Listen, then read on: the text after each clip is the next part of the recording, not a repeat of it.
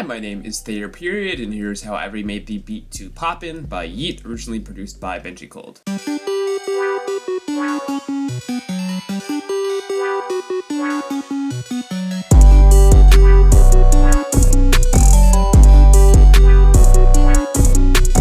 Okay, let's get into it. There's a lot going on in this one. So the first thing I remade were these chords that you can hear in the intro of the song.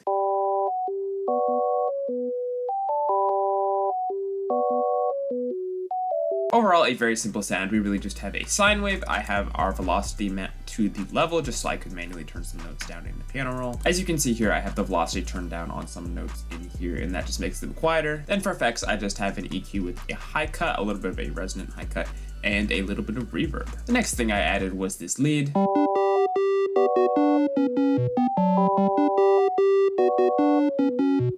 Again, a very simple sound. We just have our basic shapes waveform set to a triangle wave. But we actually do have some effects this time. We are running it through a soft clipper with our drive around 72% just to beef it up a bit. And then we are just boosting our highs with an EQ and cutting out our extra low end. Next, I added a low pass filter to get rid of some of our extra highs over 2K. Why I have a high boost and then a high cut, I don't know. That doesn't really make any sense, but that's past Thayer's problem and I will deal with it. And then finally, we are just running that through a reverb for some space. Next thing I added was this like video game type lead.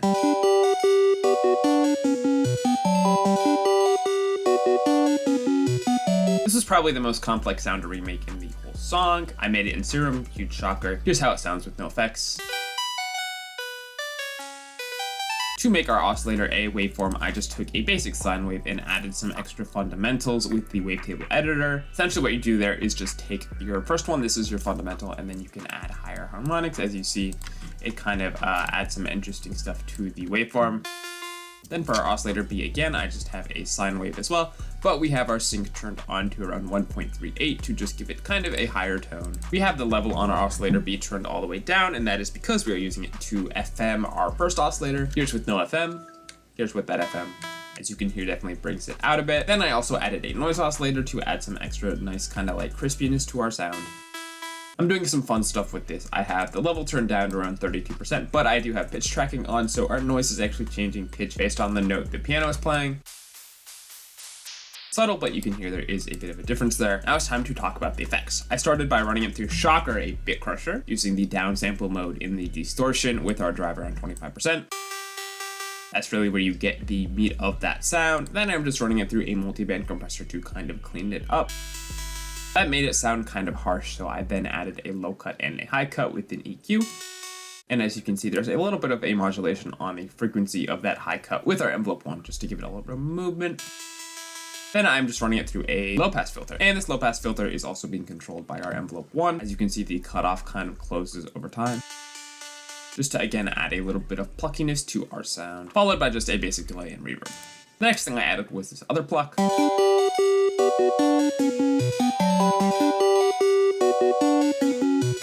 Here's how that sounds with no effects. We just have our basic shapes waveform set to the square wave, and then we have 3 voices of unison with our detune turned down a little bit. We have an LFO1 with the BPM mode off, so it's going at 0.7 hertz, and that is controlling our sync. It is on off, so it is kind of freely moving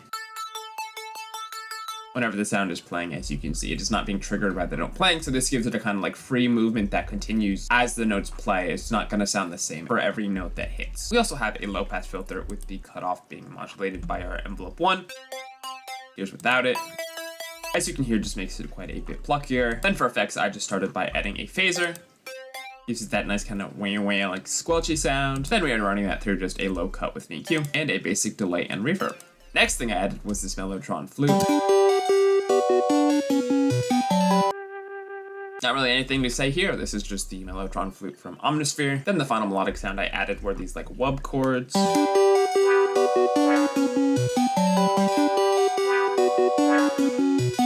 A pretty simple sound. Here's how that sounds with no effects. We really just have a saw wave with a low pass filter, and the cutoff of that low pass filter is being modulated. That's how you get that kind of wow wow sound. And very importantly, the resonance is cranked up pretty dang high. Then for effects, I just added a low cut and a high cut with an EQ, followed by just a basic reverb. Next thing I added were the 808s.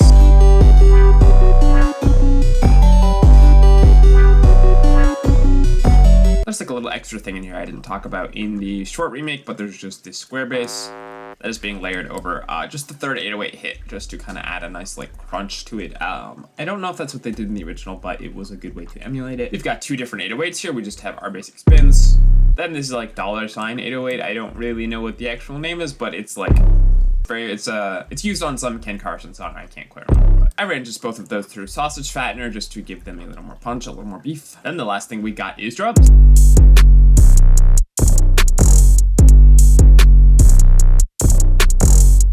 Then I sent all those to the mixer and to a drum bus where I did the thing I always do. I ran them through a Pro C2 with the Groovy Glue preset and a radiator with our drum puncher preset and the mix at 50%. And that's everything.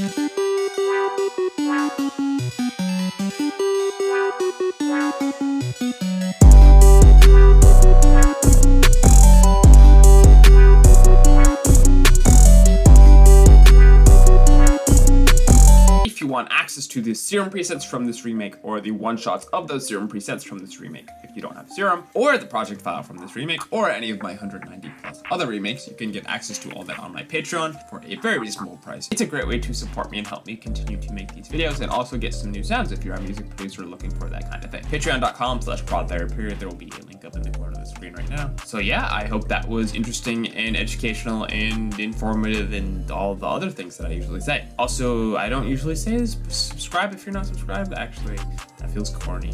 It's up to you. I don't really care. So yeah, catch you next time and peace.